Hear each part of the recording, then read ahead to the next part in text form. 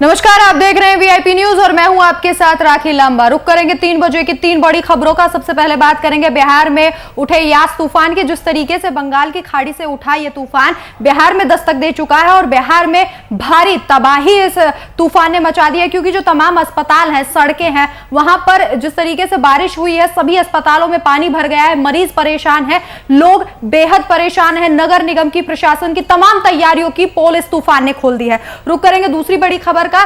तो अब जिस तरीके से तीसरी लहर में बच्चों के सबसे ज्यादा इफेक्टेड होने की खबर सामने आई थी, ऐसे में इसके लिए सरकार ने पूरी तैयारियां कर ली हैं और अब 2 साल से लेकर 18 साल तक के बच्चों को वैक्सीन के लिए तैयार किया जा रहा है। इसके लिए ट्रायल किया जाएगा। पटना के एम्स में ट्रायल के लिए तमाम तैयारियां पूरी कर ली गई हैं। अब रुक करेंगे तीसरी बड़ी और अहम खबर का। तो झारखंड से तीसरी खबर है, जहां पर अब टीकाकरण अभियान में तेजी लाने के लिए सरकार ने एक और पहल की है और इसके लिए स्वास्थ्य मंत्री ने टीकाकरण अभियान में तेजी लाने के लिए मोबाइल वैन को रवाना किया है और अब आपको ऑन द स्पॉट वैक्सीन मिलेगा, आपका वैक्सीनेशन किया जाएगा। इसी के साथ ऑन द स्पॉट यहां पर रजिस्ट्रेशन भी किया जाएगा। तो ये तीनों बड़ी खबरें हैं जिन पर हम विस्तार से चर्चा करेंगे, लेकिन उससे पहले नजर डालेंगे इस वक्त की सुर्खियों पर। बिहार में यास ने छोड़े तबाही के निशान, जगह जगह हुआ जल जमाव, अस्पताल में भरा पानी, सरकार के दावों की खुली पोल। तीसरी लहर को देखते हुए पटना बच्चों पर होगा वैक्सीन का ट्रायल। 2 से 18 साल के बच्चों को 3 फेज में लगेगी डोज लगने के बाद होगा टेस्ट।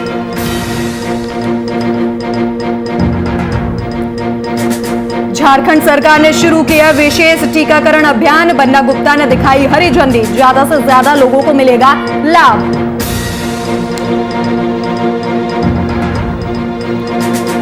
और बीजेपी 30 मई को मनाएगी सेवा दिवस। सेवा दिवस पर आरजेडी ने साधा निशाना। आरजेडी बोली, ये जनहित का नहीं बल्कि दिखावे का कार्यक्रम। सबसे पहले बात करेंगे यास तूफान की। तो ओडिशा, बंगाल में तबाही मचाने के बाद अब यास के तबाही के निशान बिहार में भी देखने को मिले हैं। कोरोना महामारी के बीच आए यास तूफान ने बिहार के अलग अलग हिस्सों में तबाही मचाई। बिहार में बीते 2 दिनों से हो रही बारिश की वजह से कई इलाकों में जल जमाव हो गया, सड़कों पर पानी भर गया, लोगों को आने जाने में परेशानी होने लगी। इतना ही नहीं, सूबे के गया जिले में भारी बारिश के चलते नारायण मगध मेडिकल कॉलेज के ईएनटी वार्ड में भी पानी भर गया। आपको बता दें कि ईएनटी वार्ड में ब्लैक फंगस के 40 मरीजों का बेड तैयार किया गया है, लेकिन फिलहाल यहां कोई मरीज भर्ती नहीं था। यह तस्वीरें पटना के चंद्रप्रभा अस्पताल में देखी गई, जहां अस्पताल परिसर में पानी भर गया।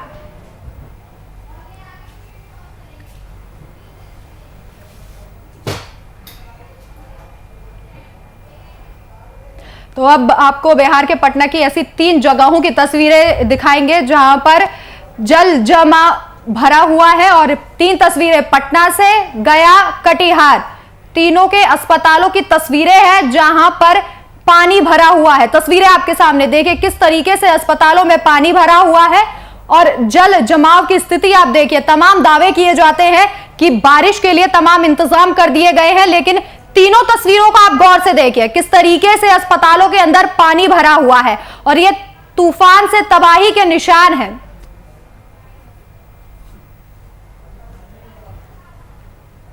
ये हमारा सिस्टम बना हुआ है, महीने 2 महीने में उम्मीद है तैयार भी हो जाएगा। फिलहाल जो पानी जमा है इसके लिए हमने वहाँ पे मोटर लगाया हुआ है। नगर निगम के सहयोग से हमारे जो वहाँ पे पदाधिकारी हैं उनसे हमने रिक्वेस्ट किया था, वो खुद भी सुबह में आए थे, तो उन्होंने उसके लिए जायज़ा लिया और मोटर से पानी निकालने की व्यवस्था की जा रही है। और जैसे ही पानी रुक गया, अभी तो रुका हुआ है, हमको लगता है कि पानी रुका हुआ है, 2 घंटे 3 घंटे में ये क्लियर हो जाएगा। लेकिन अभी जो परेशानी है तो इसके लिए हमने ईएनटी वार्ड हमारा थोड़ा सा परेशानी में है।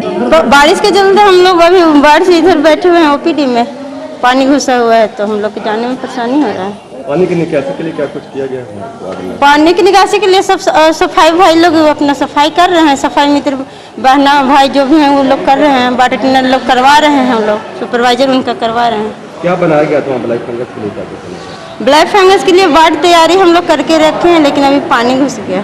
मौसम के कारण ही ऐसा स्थिति है। रात भर बारिश हुई है जिसके चलते बाहर का पानी ही हमारे बाढ़ में आ गया और नाली जाम होने के कारण। फिर नाली जाम हुआ इसलिए कि पत्ता उत्ता ब्रिज का गिर गया था, सफाई होने के बावजूद भी पानी रोक नहीं पाया जिसके चलते हमारे वार्ड में पानी आ गया। अभी पूरा हॉस्पिटल के अंदर पानी आ गया है तो दिक्कत तो हो ही रहा है। कैसे काम कर रही है? पानी में ही काम कर रहे हैं। कितनी दिक्कतों का सामना? बहुत ज़्यादा दिक्कत का सामना करना पड़ रहा है, ना ड्रेस पहन पा रहे हैं, पूरा पानी में इधर से उधर सिस्टर लोग जा रही है, काम कर रही है। बहुत अधिक हुई है, लगभग 140 मिलीमीटर वर्षा हुई है 24 घंटे में टाउन क्षेत्र में। तो उसको देखते हुए कुछ जो लो लैंड एरिया है वहाँ पानी है हम लोगों का। जैसे ये जयप्रभा का एरिया हम लोग देख रहे हैं कि रोड के लेवल से लगभग 2 फीट नीचे है, तो इसलिए इसमें वाटर लॉगिंग हुई है और पानी अंदर भी गया है। हम लोग देख रहे हैं पुरानी बिल्डिंग में, जो नई बिल्डिंग हमारी है उसमें नहीं गया है, वो ऊंची है। तो इसको देखते हुए हम लोग जो भविष्य के लिए हो सकता है इसको करेंगे और अभी तत्काल इसको पानी निकाल रहे हैं।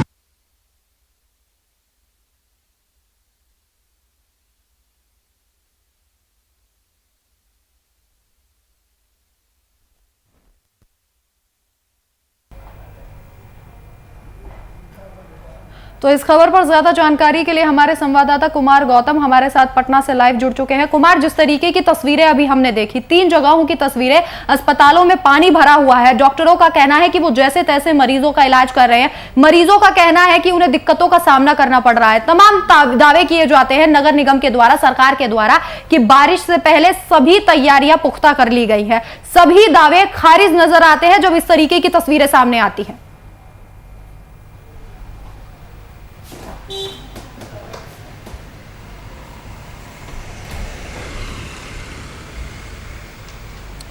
बिल्कुल आपने ठीक कहा कि सारे दावे खोखले साबित होते हैं और यह सब कुछ होता है कागज पर। एसी के बंद कमरे में कागज पर जो योजनाएं बनती है शायद उसका हश्र यही होता है।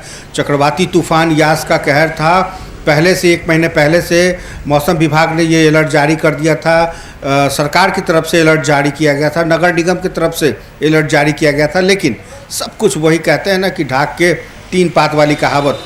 देखिए, अगर एक ही बारिश में एक दिन के, जबकि बहुत ज़्यादा बारिश नहीं हुई है, अभी शुक्र है कि बारिश रुका हुआ है, लेकिन रुक रुक कर हो रही बारिश ने जो पटना की पोल एक बार फिर से खोल दी है। तो जहाँ पर सरकार बैठते हैं, जहाँ पर मुख्यमंत्री बैठते हैं, जहाँ पर नगर निगम के तमाम अधिकारी बैठते हैं, वहाँ का आलम ये है। और इतना ही नहीं, अस्पताल सड़कों के किनारे जो है वो पानी से पूरी तरीके से भरा पड़ा है। मतलब ये स्थिति है कि आप सड़क के किनारे की पानी भी आप नहीं निकाल सकते ड्रेनेज के जरिए।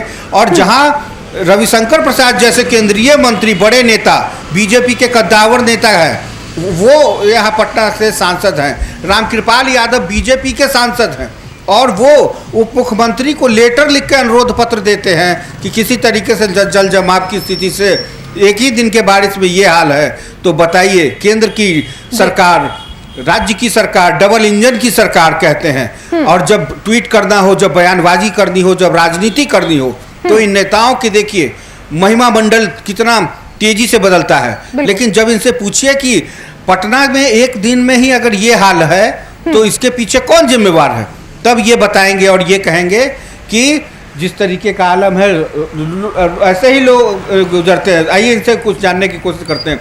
ये बताइए, एक ही दिन में इतने ये हाल हो गया, पानी हो गई राजधानी। कितनों तो सर बिहार सरकार सुधरने वाला है, बिहार सरकार सुधरने वाला ना है। कितना हो, कुछ नाला पानी का रोड काट कूट के सब छोड़े हुए। तो ये सरकार पहले नहीं सोचती है गड्ढा करने से पहले कि गड्ढा कर देती है, फिर उसके बाद फिर आकर के जब बारिश होता है तो लूज पूंज प्रशासन है, क्या करेगा? खाली पेपर में हवाबाजी है इनका, अब रह गया है और कुछ नहीं। ये हाल है, अभी और भी बारिश होना बाकी है। जाइए ना राजेंद्र नगर, कंकड़बाग में बट्टे होना पानी, और उसको कहते हैं कि एकदम 24 घंटा के अंदर निकाल देंगे, निकलने का काम में नहीं होता है। तो क्या समस्या होगी? समस्या तो यही है, पब्लिक उजागर नहीं है ना, तो लोग को मारता पिटता तब जाकर के लोग सही होगा। जबकि ये रिहायशी इलाका है, यहाँ सदानंद बाबू का आवास हुआ करता है, यहाँ पर देखिए अरुण यादव विधायक है, उनका आवास है। सारे विधायकों के आवाज ये है ये लोग का असल पैदल चलना होता है ना। मेन तो है कि एयर कंडीशन में चलना है अपना चुप। पब्लिक का दिक्कत है, हम लोग ना दिक्कत में है। बिल्कुल। तो देखा आपने, पब्लिक को दिक्कतें हैं और पब्लिक ये जानती है कि जब नेताजी 4 व्हीलर पर बैठते हैं आराम से एसी का शीशा ऊपर चढ़ाते हैं और अपने जगह पे पहुंच जाते हैं, लेकिन जनता ऐसे ही चलती है और जनता के हाथों कुछ नहीं है। सब कुछ सरकार राम भरोसे करती है और यही आलम है कि अभी तो मौसम चेंज हो रहा है। अभी देखिए तब्दीलियां इतनी हो रही है कि रुक रुक कर बारिश हो रही है। शुक्र है कि अभी आधे घंटे के अंदर पानी रुका है और जो पानी स्वतः बिना किसी कर्मचारी के अगर निकल जाए तो बहुत बढ़िया, वरना सब कुछ राम भरोसे है। अस्पताल देख लीजिए, तो वहाँ पर तमाम वो चीज़ें देख लीजिए। बिल्कुल कुमार, जिस तरीके से आपने अस्पतालों का कहा, अभी हमने तस्वीरें देखी कि किस तरीके से अस्पतालों के अंदर पानी भरा हुआ है। डॉक्टरों का कहना है कि वो जैसे तैसे जो मरीज हैं तमाम उनका इलाज कर रहे हैं। इसी के साथ वहां जो लोग हैं उनका कहना है कि पानी भर जाने की वजह से उन्हें दिक्कतें हो रही हैं। एक वार्ड बनाया गया जिसमें 40 जो बेड हैं वो ब्लैक फंगस के लिए तैयार किए गए हैं, लेकिन वहां मरीज रहेंगे कैसे? क्योंकि जिस तरीके से पानी भरा हुआ है अस्पताल में, मरीजों का रह पाना काफी मुश्किल है। और बिहार में जिस तरीके से ब्लैक फंगस के मामलों में तेजी आ रही है, ऐसे में मरीजों के साथ साथ और लोग जो है उनकी जान की भी चिंता यहां पर बनी हुई है।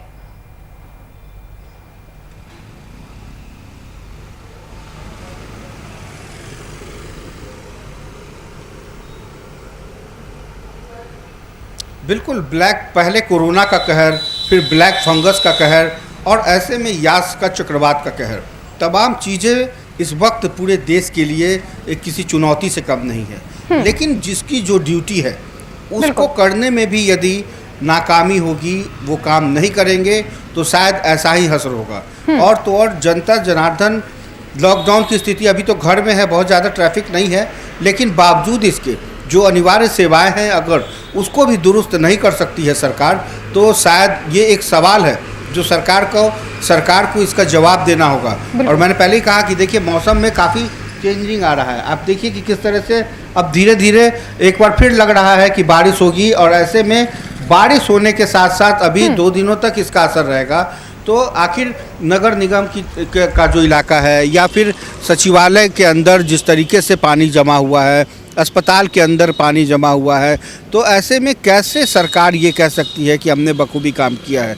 इसलिए कहीं ना कहीं सरकार को कागजी तौर से निकलकर धरातल पर अपनी योजनाओं को देखना चाहिए। और ख़ास करके ऐसी घड़ी में जो सांसद हैं, विधायक हैं, पटना राजधानी है, जब पानी में डूबता है तो मुख्यमंत्री कहते हैं कि अमेरिका भी तो डूब रहा है। ये कहने से काम नहीं चलेगा। आप वाशिंगटन और न्यूयॉर्क में नहीं रहते हैं, आप पटना के और बिहार के मुख्यमंत्री हैं। आपको अपनी योजनाओं को धरातल पर कैसे लागू करें? आखिर कहाँ गया वो संप हाउस जिसकी चर्चा कर रहे थे कि अब पटना में कभी बाढ़ नहीं आएगी, पटना में कभी इस तरीके का जल जमाव नहीं होगा। आप देखिए अस्पताल के अंदर बेड के नीचे पानी आना, उत्तर प्रदेश से छपरा का संपर्क, सीवान का संपर्क टूट जाना, पहली बारिश का ये नतीजा है। पहली बारिश में यदि ये हाल है तो अंदाज़ा लगाइए कि दूसरी बारिश का क्या हाल होगा। मतलब लोग परेशान हैं। एक तो ऊपर विपदा की घड़ी है, आपदा की घड़ी है, वहीं दूसरी ओर सरकार के और प्रशासन के इस रवैये से भी जनता के अंदर नाराजगी है। जी बिल्कुल कुमार, जिस तरीके से सरकार ने दावे किए थे कि बाढ़ के लिए तैयार है बिहार, अब बिहार के लोगों को बाढ़ का सामना नहीं करना पड़ेगा, दिक्कतें नहीं होंगी। लेकिन सिर्फ पानी, जिस तरीके से सड़कें जलमग्न हो गई हैं, बिजली से संबंधित भी लोगों को अब समस्याएं आने लगी हैं। जिस तरीके से यास तूफान को लेकर सरकार ने दावे किए थे कि तमाम बैठकें कर रहे थे कि कहीं ना कहीं अब इस तूफान के लिए बिहार बिल्कुल तैयार है, लेकिन जो तस्वीरें हमने दिखाई है उनसे तो यही साफ होता है कि तमाम दावे खोखले हैं। मेरे साथ जानकारी साझा करने के लिए आपका बहुत बहुत शुक्रिया।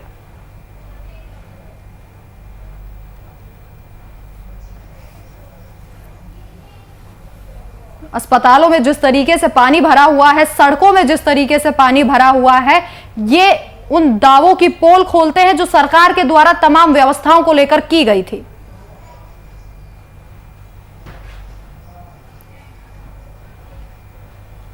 बढ़ते हैं आगे। तो कोरोना की तीसरी लहर के आने की संभावना को देखते हुए केंद्र और राज्य सरकार अभी से ही मुस्तैद नजर आ रही है। तीसरी लहर में बच्चों के संक्रमित होने का खतरा देखते हुए सरकार ने इससे बचाव के उपाय तलाशने शुरू कर दिए हैं। इसी कड़ी में आज से बच्चों पर कोरोना वैक्सीन के ट्रायल की शुरुआत की गई है। पटना एम्स में 2 से 18 साल तक के बच्चों पर वैक्सीन का ट्रायल किया जाएगा। आपको बता दें कि पहले की ही तरह 3 फेज में ये पूरा ट्रायल संपन्न होगा। बिहार में फर्स्ट फेज में 80 बच्चों पर वैक्सीन का ट्रायल किया जाएगा। आपको जानकारी दे दें कि वैक्सीन का ट्रायल फिलहाल किया जाएगा, जबकि थर्ड फेज में 550 बच्चों का लक्ष्य रखा गया है। ट्रायल में आने वाले सभी बच्चों का RT-PCR और एंटीबॉडी जांच भी की जाएगी।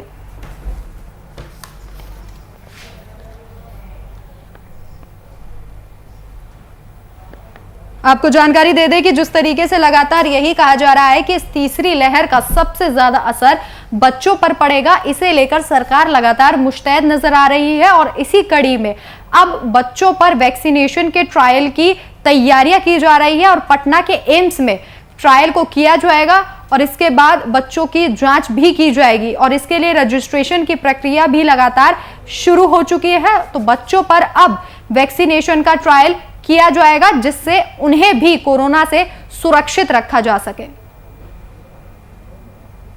ये पूरी प्रक्रिया 3 फेज में पूरी की जाएगी। 2 से 18 साल के बच्चों को वैक्सीन लगाई जाएगी। इसका ट्रायल पहले किया जाएगा। आपको बता दें कि जिस तरीके से तीसरी लहर को लेकर स्वास्थ्य विभाग द्वारा अनुमान लगाया गया है कि तीसरी लहर सबसे ज्यादा बच्चों के लिए खतरनाक होगी और जिस तरीके से बच्चों में सबसे कम जो एंटीबॉडी होती है, सबसे ज्यादा इम्यून पावर उनका कम होता है, इसको लेकर सरकार लगातार सतर्क नजर आ रही है और अब बच्चों के वैक्सीनेशन की प्रक्रिया को जल्द से जल्द शुरू करने के लिए ट्रायल किया जाएगा पटना के एम्स अस्पताल में।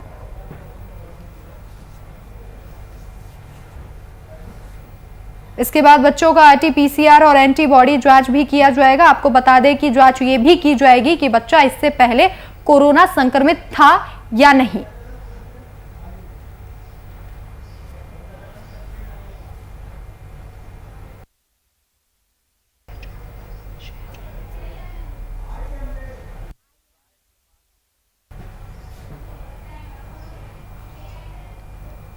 तो इसी खबर पर ज्यादा जानकारी के लिए IMA के प्रेसिडेंट डॉक्टर शहजानंद हमारे साथ फोनलाइन पर मौजूद हैं। सर, आपका स्वागत है VIP न्यूज में।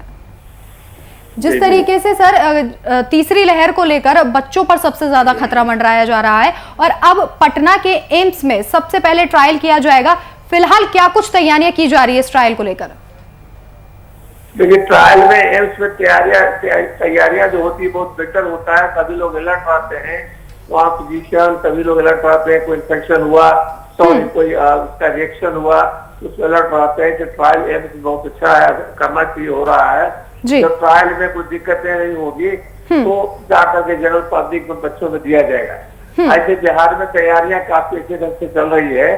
खास एम्स में और IGMS में, PMC जनरल में जेनेटिक्स वार्ड को स्टूप किया जा रहा है, सबका ICU बनाया जा रहा है।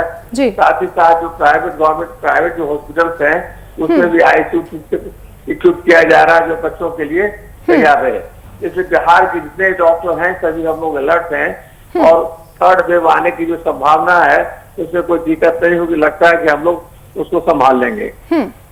सर, इसी के साथ ये भी जानकारी दीजिएगा कि किस तरीके से कितने फेज में ये वैक्सीनेशन की ट्रायल की प्रक्रिया को पूरा किया जाएगा और इसके साथ ही रजिस्ट्रेशन की क्या कुछ प्रक्रिया है? देखिए, उसको तो अभी तो फेज किया है, अभी तो कुछ बच्चों में दिया जाएगा और उसमें देखा जाएगा कि रिएक्शन अभी नहीं होता है तो जनरल पब्लिक को शुरू कर दिया जाएगा। बहुत देर अब नहीं किया जा सकता है।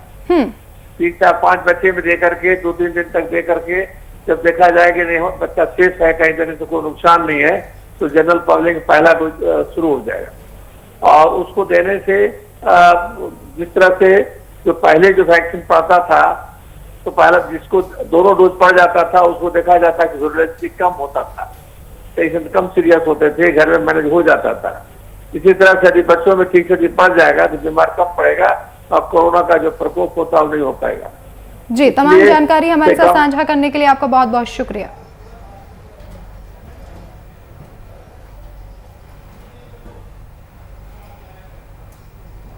3 फेज में ये प्रक्रिया को पूरी किया जाएगा। आपको बता दें कि जिस तरीके से तीसरी लहर में सबसे ज्यादा बच्चों के संक्रमित होने का खतरा था, ऐसे में बच्चों के ट्रायल के लिए पूरी तैयारियां कर दी गई है। और अब बात करेंगे वैक्सीनेशन ऑन द स्पॉट की, क्योंकि जिस तरीके से झारखंड में वैक्सीनेशन को लेकर लगातार सरकार सतर्क है और अब इसके बचाव के लिए सरकार द्वारा टीकाकरण अभियान की शुरुआत की गई है, जिसे लेकर स्वास्थ्य मंत्री बन्ना गुप्ता ने कोविड सुरक्षा वाहन को हरी झंडी दिखाकर उसे रवाना कर दिया। इस अभियान के जरिए अब झारखंड राज्य में ज्यादा से ज्यादा लोगों का टीकाकरण किया जा सकेगा और इस महामारी के दौर में झारखंड वासियों में इसे कोरोना से लड़ने की क्षमता भी तेजी से आ जाएगी। स्वास्थ्य मंत्री बन्ना गुप्ता ने इस वैन को रवाना किया है और ज्यादा से ज्यादा लोगों का इसके जरिए टीकाकरण किया जाएगा। इस देश की माओ ने, या हम कहें कि माँ भारती ने ही हमेशा वीरों को, सूफियों को, संतों को, महापुरुषों को, विद्वानों को, वैज्ञानिकों को जन्म दिया है और वो वैज्ञानिकों ने ये इजाद किया है। हम उसके प्रति भी राज्य सरकार की तरफ से बहुत जो है आभार और धन्यवाद देते हैं। और ये एक, मैं समझता हूँ कि ये मील का पत्थर साबित होगा, क्योंकि हमारा झारखंड जो है बहुत, शहर में आबादी 25% और गांव में आबादी जो है करीबन 76 से 75% लोग रहते हैं। और इस व्यवस्था के माध्यम से न सिर्फ हम अबव 45 बल्कि हम 18 से ऊपर के भी जो लोग हैं उनको भी लाभान्वित करने के लिए इसको हम एक बहुत तेज गति में, ये तो अभी एक पायलट प्रोजेक्ट के रूप में हम लोग इसको शुरुआत कर रहे हैं, लेकिन इसको और विस्तार से बृहद पैमाने पर, क्योंकि हमारा जितने जिले हैं उसमें जो ग्रामीण अंचल है उस ग्रामीण अंचल में भी हमको बहुत विशेष काम करने की जरूरत है।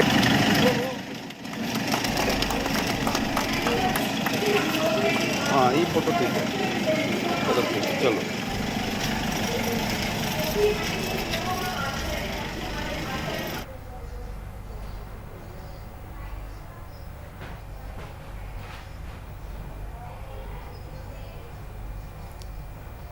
तो इस खबर पर ज्यादा जानकारी के लिए हमारे संवाददाता शुभम कुमार हमारे साथ लाइव जुड़ चुके हैं।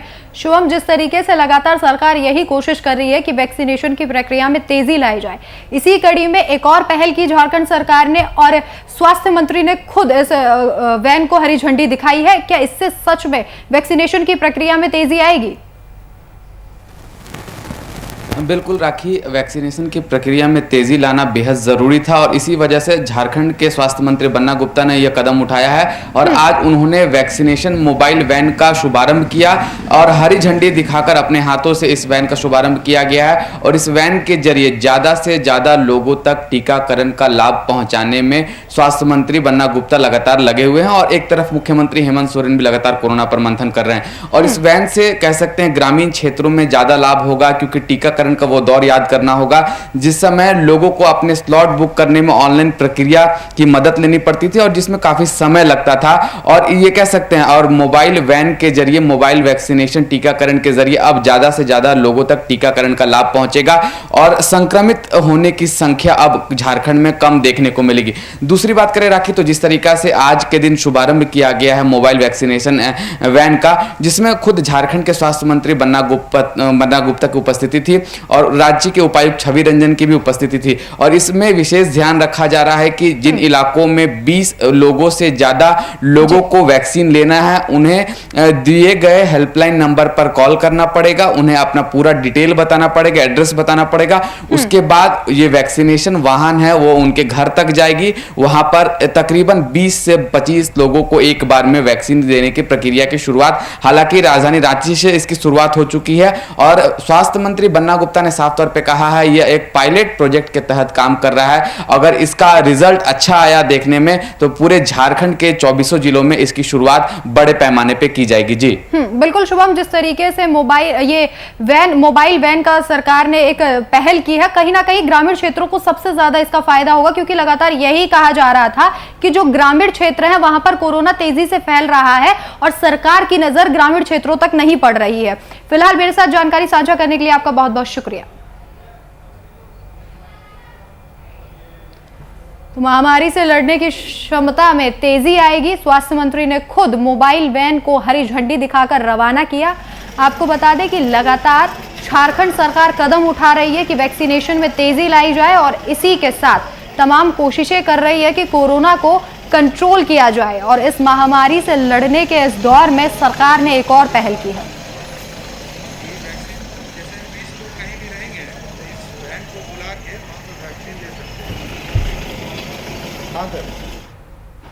तो इस वक्त आपने देखी 3 बजे की 3 बड़ी खबरें। पहली खबर बिहार में यास तूफान से जुड़ी हुई थी कि किस तरह से बिहार में यास तूफान ने अपना कहर बरसाया और अस्पतालों की बद से बदतर हालत हो गई। दूसरी बड़ी खबर थी कि अब 2 से 18 साल के बच्चों पर पटना के एम्स में वैक्सीन का ट्रायल किया जाएगा, क्योंकि तीसरी लहर में यही कहा जा रहा था लगातार कि जो बच्चे हैं वो सबसे ज्यादा ग्रसित होंगे इस बीमारी से। और तीसरी बड़ी खबर थी झारखंड सरकार ने जिस तरीके से पहल की है कि अब मोबाइल वैन से लोगों को वैक्सीनेशन दिया जाएगा, जिससे महामारी से लड़ने की क्षमता में और ज्यादा तेजी आएगी। फिलहाल इस बुलेटिन में मेरे साथ इतना ही। देश और दुनिया की